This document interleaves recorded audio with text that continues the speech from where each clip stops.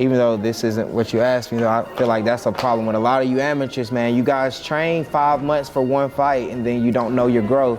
And then you go fight, and then the things you've been working on for 5 months, you get into that fight, you see that guy didn't even test those things, so now you're sitting in a gray area. Don't do that. Get active, buddy. But introducing first, fighting out of the red corner, weighing in 163 pounds, from Paducah, Kentucky, representing Rough House Boxing, the Melon Shinobi, Kestin McClain. What's up, ladies and gentlemen? Welcome to Knuckle Sandwich. I am joined today by one of the best amateur fighters in the region, Kestin, the Melon Shinobi McClain. What is up, bro? How are you? What's up, man? I'm doing good, man. How about yourself, man? Doing well. We're here at Rough House Boxing in Paducah, Kentucky. A very hard-nosed, gritty-feeling gym. Feels like it's back in the day. Yeah, this is where you train at mostly? Yeah, I also train out here, and I'll be training out there with my uncle James Chris at the Pack, man. Okay, very nice. Well, Kestin, there's a lot that I want to talk about today. Obviously, I started out by saying one of the best amateur fighters in the region. It's because you are, right? A 9-3 record. You are the ranked #1 in Kentucky, Tennessee, and Indiana, I believe, and then #2 in the Southeast and the Midwest. Yeah. It's a lot of numbers by your name. What's the feelings that come with those rankings next to your name? I don't know. I'm one of those guys. If people are like into rankings as much as I am, I like to imagine that they're looking at me as much as I'm looking at them. So the only difference is I feel like that puts a bigger X on my back than compared to theirs, you know? I feel like everybody's coming right now, but I just want everybody to know if you're coming, come on, because I'm training right now, hard. I love that. What are some more accolades that you're looking to rack up in your amateur career? I mean, we're already kind of deep in it, 12 fights in. That seems like a longer amateur career than most do nowadays. And you've achieved a lot, multiple different belts and things like that. But what are some other things that you're looking forward to as an amateur before you turn pro? You know, me, myself, I'm a firm believer that styles make fights. So I'm out here trying to encounter as many styles that I can possibly counter before I make that big step, because once I make that step, I believe that I'm on my way, and I'm going to the big show, and I don't want to be surprised by any means possible, you know? I definitely believe that you're on your way to the big show at some point, but there's a lot of things that we need to talk about before we get to the big show. One of those is the nickname, the Melon Shinobi. Where does that even come from?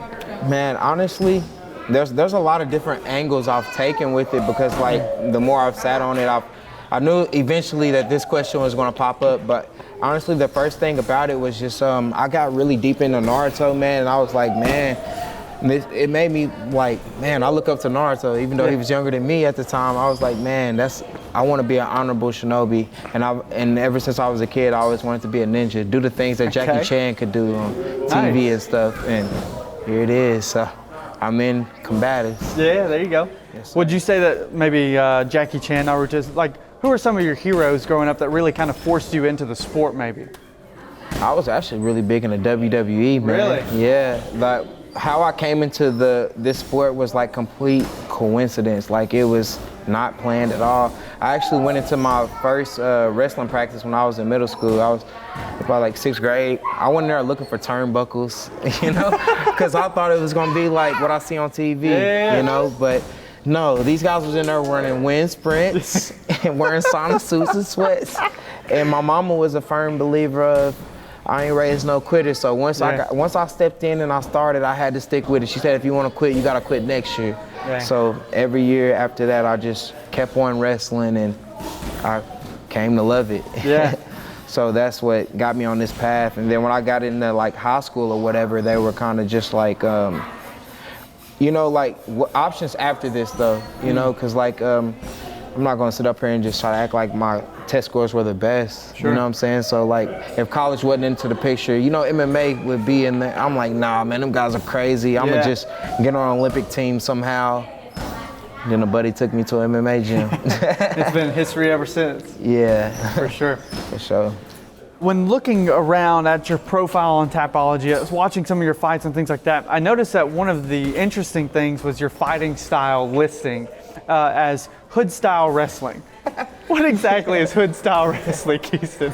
Well, me, I just grew up in my very tight community, you know what I'm saying? And like, that's just one thing we did. We just rough wrestled outside. So like, if you was to go up around somebody I grew up with and you just be like, can you wrestle? They'd be like, yeah, we wrestle. You know what I'm saying? Like, kind of, it wouldn't be no different than you wrestling around with your cousins or whatever, Sure, yeah. You know what I'm saying? I just say hood style because it's very gritty, man. You know what I'm saying? There's not no right or wrong way to do it. Yeah. You know what I'm saying? It feels right, you do it right, you're doing it. You know what I mean? Cool. You mentioned earlier about fighting anybody, like just being ready for whatever. And in your last fight, which has already been this year, you had fought somebody literally on a day notice. You had an opponent, it was all set up, co-main event at Black Time Boxing in Jackson, Tennessee. Something happened, he had to drop out. And one guy just stepped in and said, I'll fight you, and you took it. It seems like that's really something that you're always ready for, though, is a fight at any time. Is that something that really comes with maybe your upbringing, or is that just one of your personality traits? What comes from that willingness to accept anything at any given moment?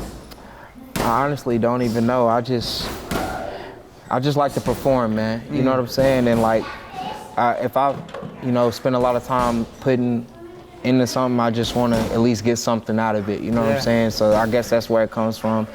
But I don't know. I think a lot of these guys just be lying, though. But you never know. You never know. You know.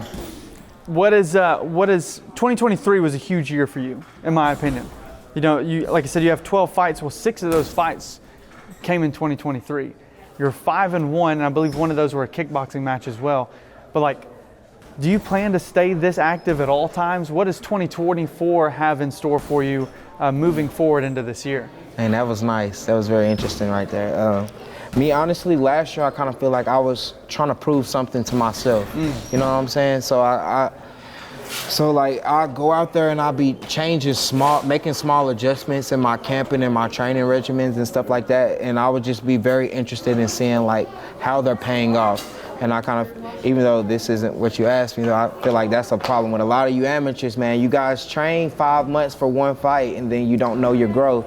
And then you go fight and then the things you've been working on for 5 months, you get into that fight, you see that guy didn't even test those things. So now you're sitting in a gray area. Don't do that. Get active, buddy.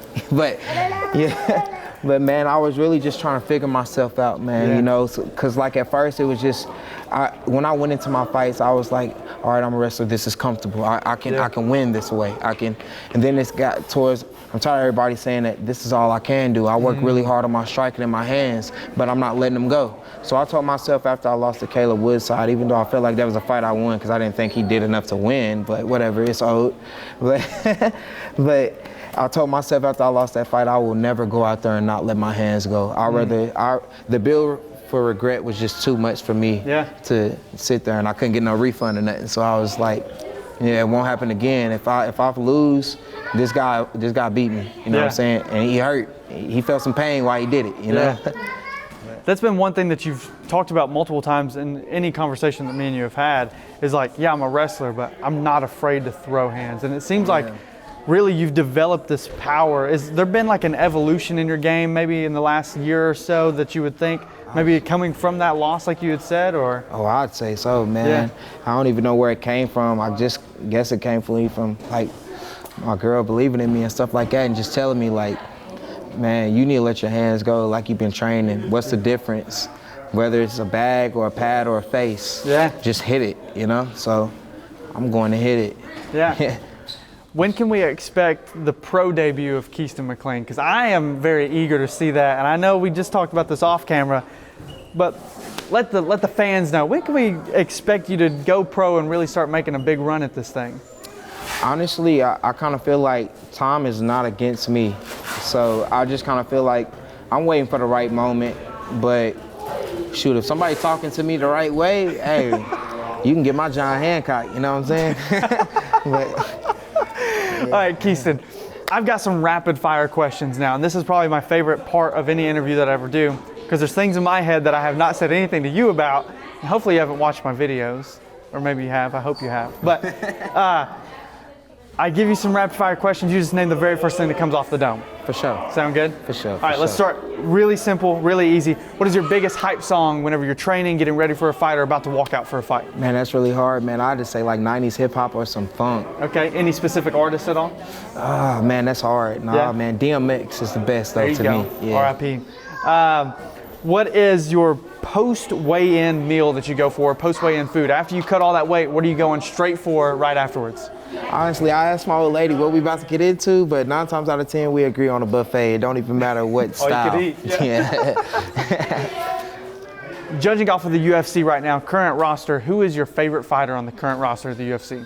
Man, stylistically it varies, but I had to say like right now when it comes to intensity and like how gritty someone is and how I'm trying to be, Khalil Roundtree. Oh. That's how we get down, man. I have not heard that one yet. I like that. That's a very not casual answer right there. Man, so I like that. It's kind of like a, you know, I'm here to beat the hell out you. Yeah, you know what I'm 100%. saying though? But I ain't here to end you unless your prize bigger than your brain. Yeah. You know what I'm saying? If you can take it, I'm gonna put it on you though. But Oh, yeah. if you can't take it, I'm not gonna dish out too much. Fair enough. But don't take that for no weakness, because I'll really get on you. All right, Mount Rushmore. Top 4 all-time, greatest of all-time MMA fighters. Who's your top 4? Demetrius Johnson, John Jones, Anderson Silva, and I'm fourth gonna is have to the say hardest. Usman. Come on, Usman. I like Love him. I like him. I love him. Got any shout-outs you want to give? I'll give a shout out to Matt Force. They sent me my first sets of gear. That's pretty cool and Nice. stuff like that. The Most Hated, TMH, they gave me my own clothing line. That was really freaking cool. You're good. You know what I'm saying? That was awesome, man. Shout out to Kirk over there. And, Brandon over here at Rough House Boxing, he's always, made me feel first, even with all of these kids and all of these people that's training here. I'm always first. I always feel like, and he also makes these young men feel like they're first as well, too. Yeah. And it's just it's an amazing environment to be a part of. You know what I'm saying? I like to thank my Uncle James Chris, time and time after again. He puts a lot of time and effort into me and stuff like that. My buddy Brandon over at Terra BJJ, man, we spend a lot of time rolling. Just the whole family over there at BJJ, Marcus and Tom and Chris Stark, man, all of those guys over there, they're great, man. I like them a lot. And Awesome. yeah, man, that's some good guys, man. Hey, well, I appreciate you being on the podcast today. I can't wait to see what the future holds for you. Hopefully pro soon. I'm banking on it. But if not, For sure, I can't for wait sure. to see the evolution continue of Kestin McClain. Oh, man, it's going to get good, man. The best is yet to come. Absolutely. Yes, sir.